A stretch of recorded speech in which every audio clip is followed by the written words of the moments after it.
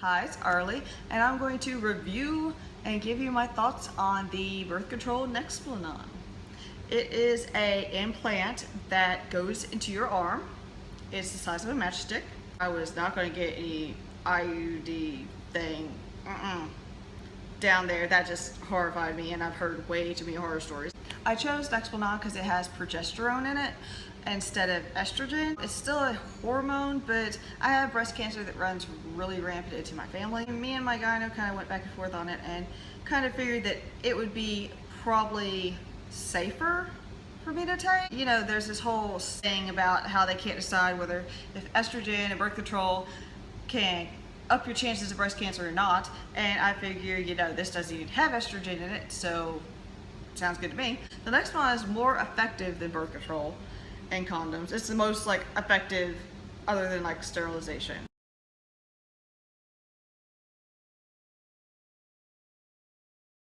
Even though I don't need it for that, I just need it just to kind of keep my shit in check. Also, I was having hot flashes at the age of 34. Actually, I had them way before then. I was already tested. I was not perimenopausal. I was not menopausal. I had every other health-wise you could have tested, and there's just no reason for it. I'd actually been off the pill for a while. I was off of it, and I was doing good, and then my periods got really heavy. I became anemic. Cramps were so bad I'd just scream. I had missed a few. I took it at night. I forgot to the next one. I got all screwed up, and that's not like me, but for some reason I just did. Happy that, you know, it would be an implant so that I wouldn't have to worry about taking it. I was hoping for the side effect of you do not have your period. I think it's nothing. I've watched YouTube videos. I've seen them put it in, put it out, and I knew, you know, it was going to be a couple shots, and then they would insert this rod. I honestly did not expect shit. Usually I'm pretty good with pain anyways, so I went, of course, to my gyno appointment. We decided to do that. I had to wait for my insurance to pay for it, and so I had to come back and get it. And I actually had to have a surgeon. I couldn't have a nurse practitioner do it. They put it in your non-dominant arm. No matter what your pain tolerance is, you're going to be sore from it. They don't want you you know, you need to drive, you need to write, you know, stuff like that. I have never in my life bruised so bad. They put it in, and I mean, the shots before were in I literally felt like they were shoving a freaking huge tube in my arm. It was horrible. The implant lasts for 3 years, so I figure, you know, 3 years I don't have to worry about shit. My arm started bruising, and they got worse and worse. And I even contacted the doctor. I'm like, look, the bruising is just out of control. She's like, oh, it happens. I'm like, okay, I can't even use my freaking arm right now to grab or lift anything because it was just hurt so bad. And also, when I had it put in, I noticed that a nerve in my hand started twitching and having weird pain. So to me, if you put it in your arm and your nerve in your top of your hand you never felt before is kind of weird, then that's kind of, I don't know, that disturbed me. I'll insert pictures here.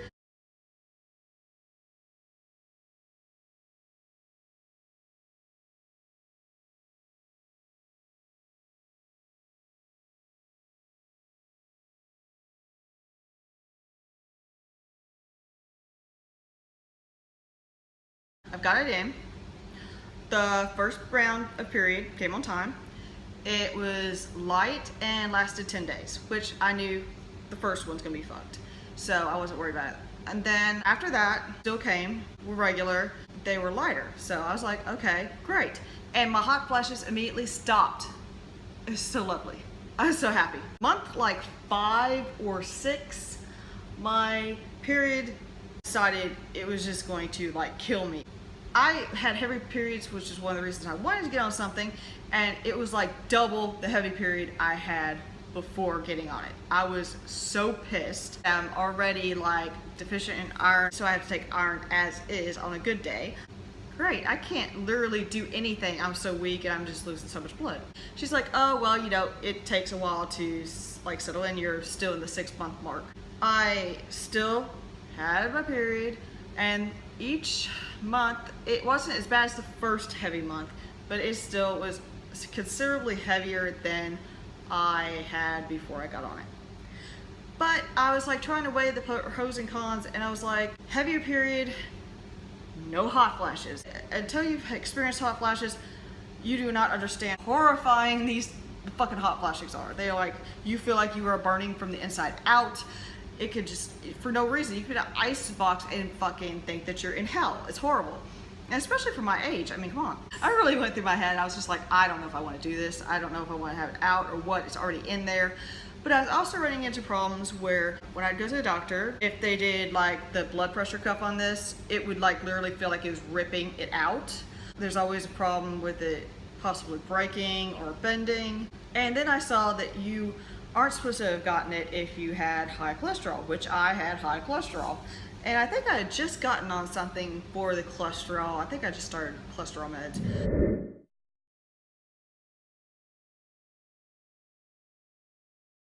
I started looking at the side effects.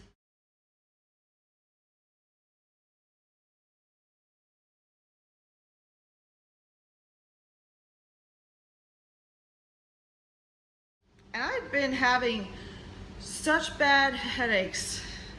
I've always had bad headaches daily, but these were like, they're getting considerably worse and worse and worse.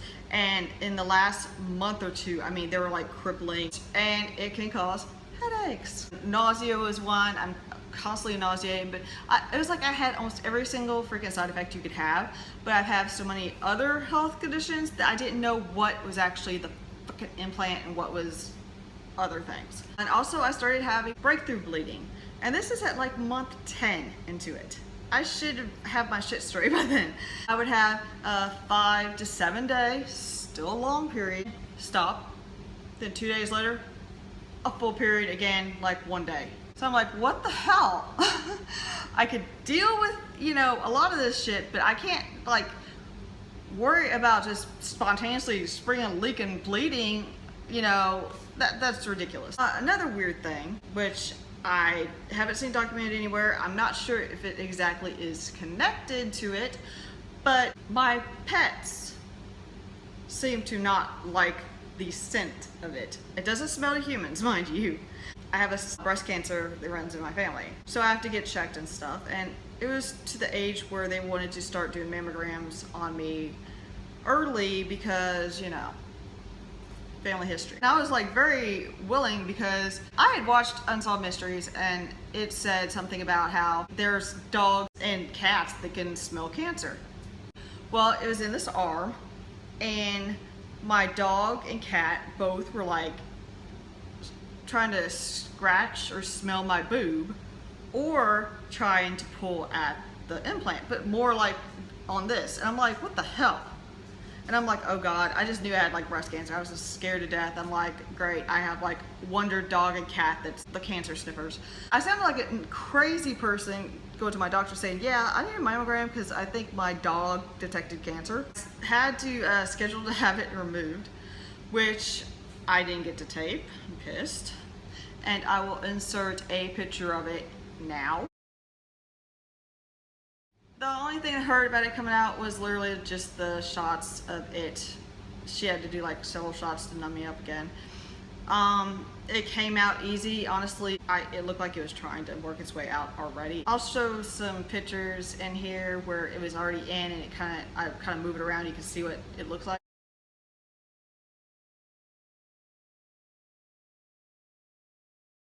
I was worried about the scar afterwards because they say, oh, you can't see it, but yet whenever I did my arm like this, you could see a match in my fucking arm.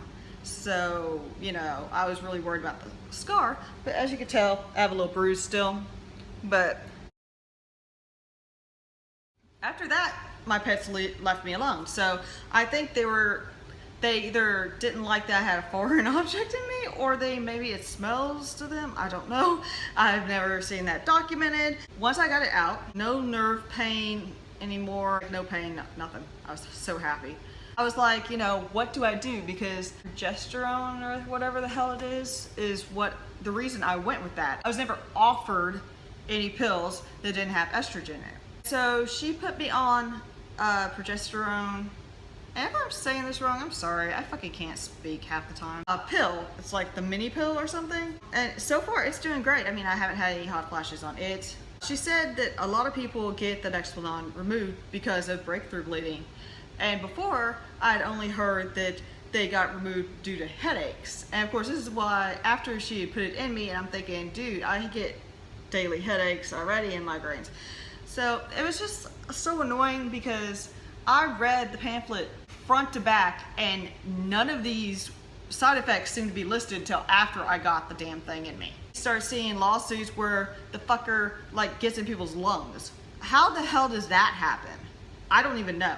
And she also said that with hot flashes, unknown reason why, that if I'd gotten the IUD thing down here, that it wouldn't even help hot flashes.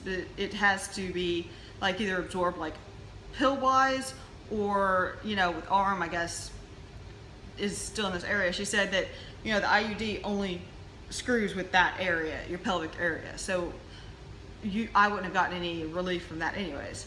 I liked it and I hated it.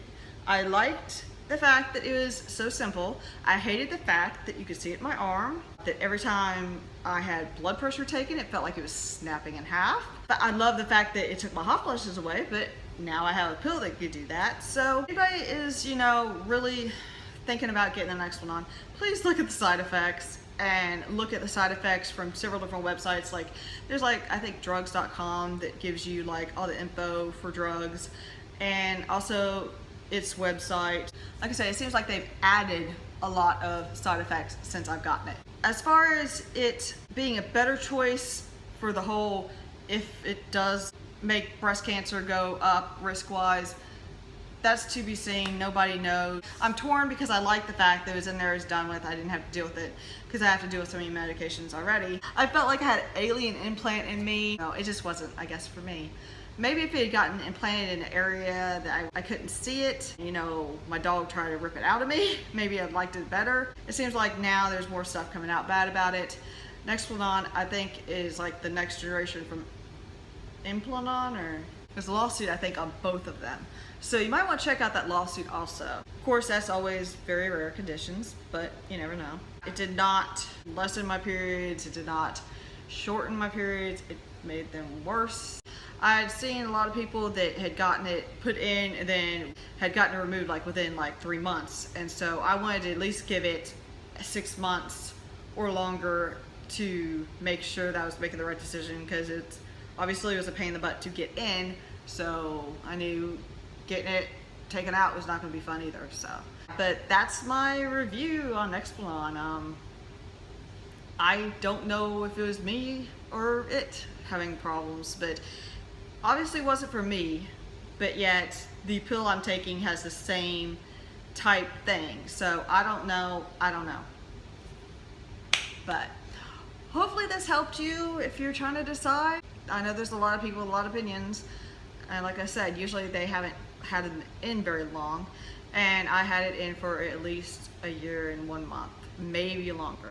Hope this helped you decide or gave you some info that you didn't have before. And if you like this video, hit the like button. If you want to subscribe, hit the subscribe and hit the ding-a-lingy bell. If you hit it once, it will give you some notifications on videos that it thinks you'll be interested in. If you hit it twice, it will give you all notifications on all the videos we have coming up. So I'll talk to you later.